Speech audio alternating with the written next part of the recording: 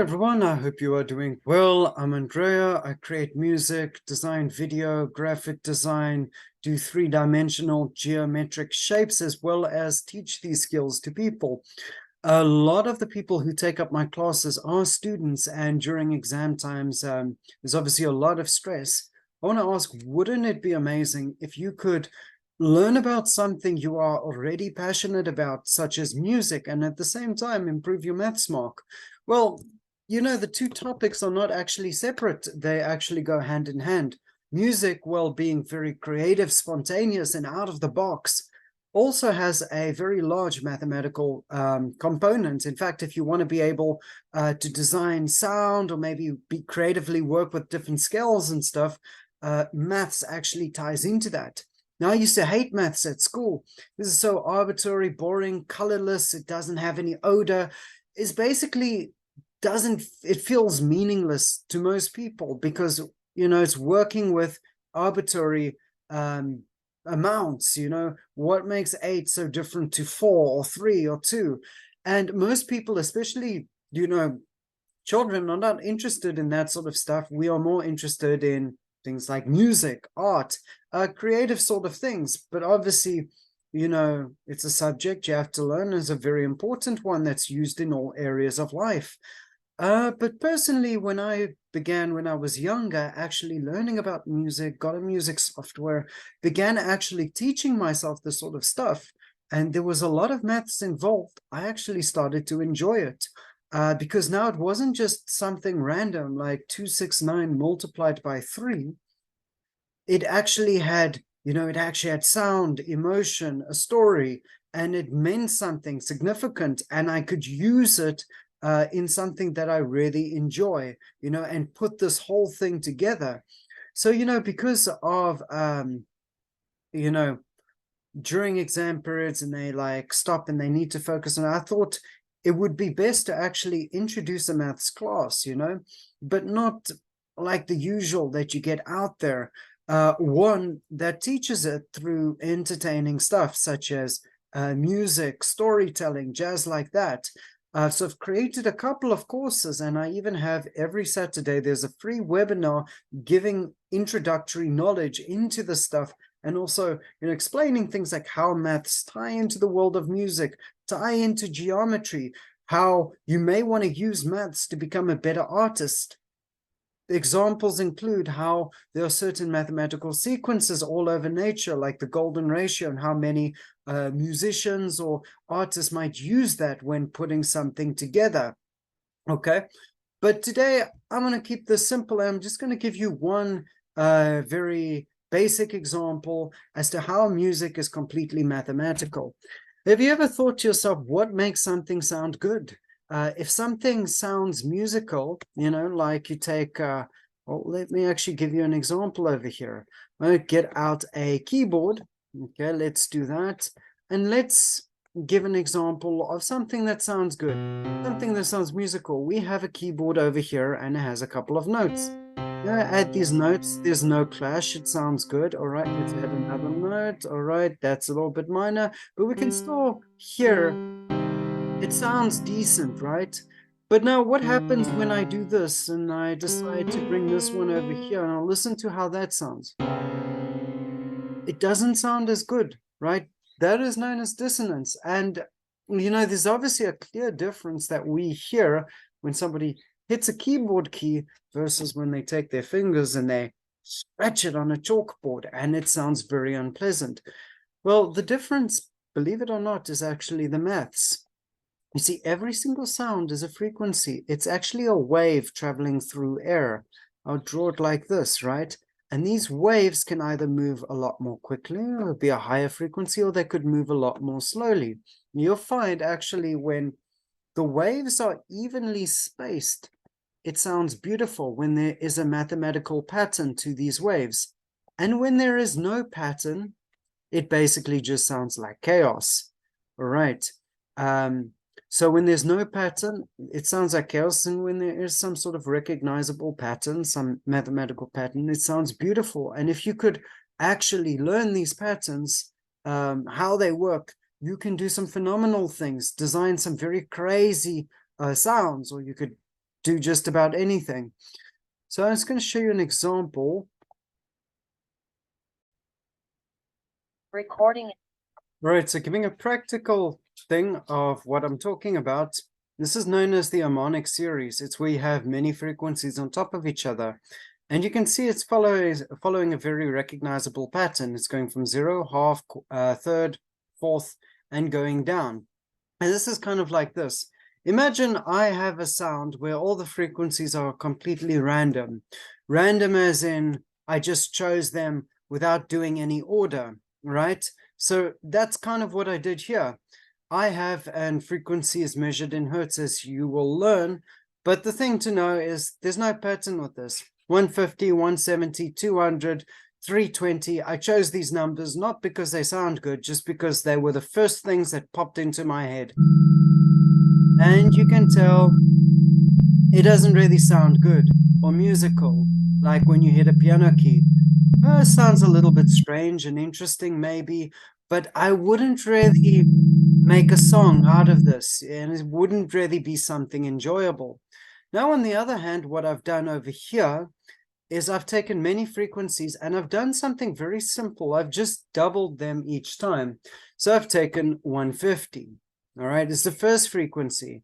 And then the second one is 300. Then the next one is 600. And then it's 1,200, 2,400, right? So there is a pattern, a very noticeable pattern. And if we listen to this and I add them one by one, starting with the first one over here.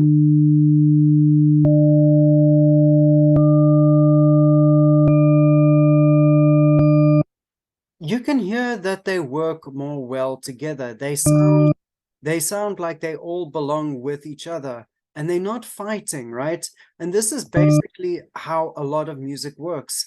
Whenever you are hearing anything that sounds good, there is a pattern. And even though you don't know the pattern, your subconscious or your mind kind of picks it up. And if you understand these patterns and the rules of these patterns and the maths behind it, you can make some very amazing sounding stuff, kind of like the sample I showed in the beginning. So here's another example.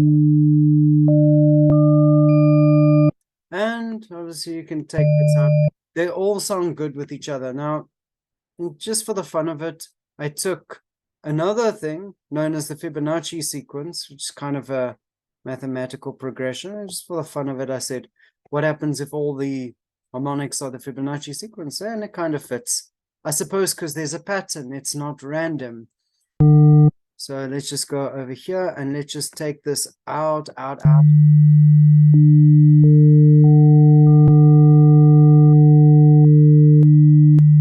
So you can see the musicality and all that. As I'm adding these notes, you can actually hear, the music behind it. What I did was I took the Fibonacci sequence, which is a number sequence that is found all over nature.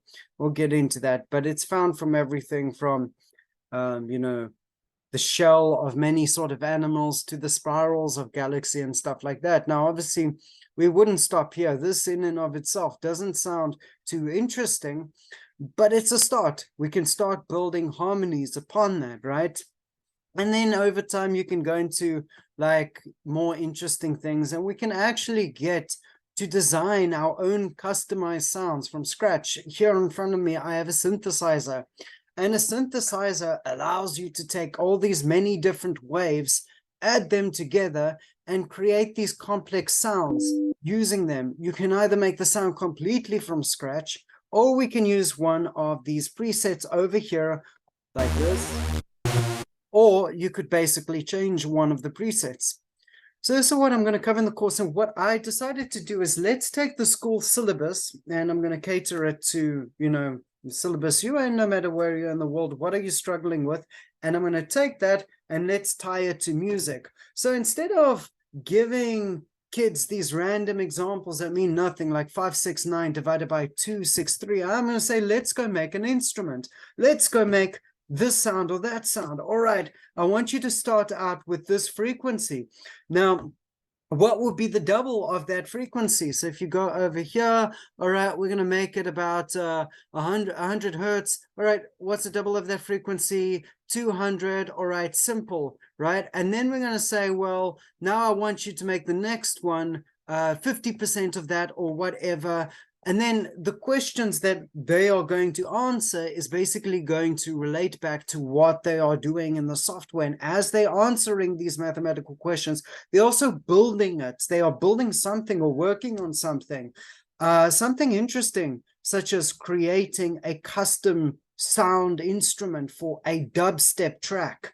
And it will be mixed in with creativity. So one would be an actual exercise like, you've got this frequency and this frequency, work out, you know, something in the middle or something like that. And then the other one might just be, okay, now I want you to creatively try to play around with this, right? So that's what the course is going to cover. And we can go through all sorts of things using music, from multiplications, division, algebras, power to, it all fits into here.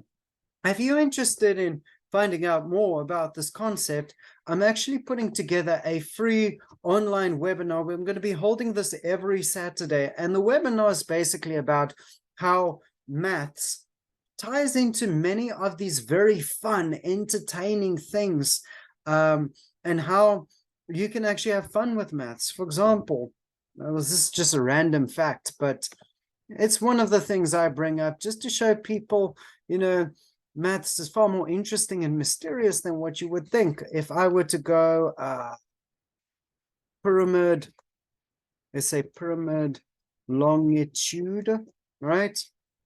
The pyramid longitude is this number. All right, so what's so special about that number? Well, I'm going to show you something else that's cool.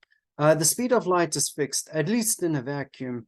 As you might know from modern science, if we go speed of light, I'm going to type that into Google. Come look at something very interesting. Take the number on the left and look at the number on the right, right? Okay, so it starts off with a 2. This one is a 2. This one is a 9. This one is a 9. This one is a 9. This one's a 9. It's exactly the same. This is absolutely incredible. As to why they're the same, well, it's a mystery, is it not? However, there's a lot of mathematical stuff with the pyramids, and that we get into in our geometry course. You know, that they knew about phi, you know, they knew about the Fibonacci sequence, which was something, you know, we only discovered, you know, years after the pyramids. In fact, let's go check when was the Fibonacci sequence discovered. And you go, look, okay, so basically they wouldn't discover it again for another a few thousand years after the building of the pyramid, if you believe the date that mainstream science tells you. So that's the purpose of this course. As we, you know, rather than teaching the exercises that they're going to be doing, instead of being arbitrary, boring exercises, I am going to link it with these very interesting, fascinating stuff. And at least in the music or in geometry course or the graphic design, you get to build something and create something that is your own in the process. So you know what, if you are going to school and you would be very interested in that, or maybe you're a parent and you have a child that might be, or even you're not going to school or college, but you would be fascinated in such a thing, then I recommend that you sign up. You go to the free webinar and start out with that. We start out with the basics. It's going to be an opportunity to speak to me live, ask me questions, jazz like that. These are the details on screen, but I'm also going to post them wherever I post a video. Be sure to check the chat. All right, great. It's good seeing you all, and I hope to see you on the free meeting. Cheers.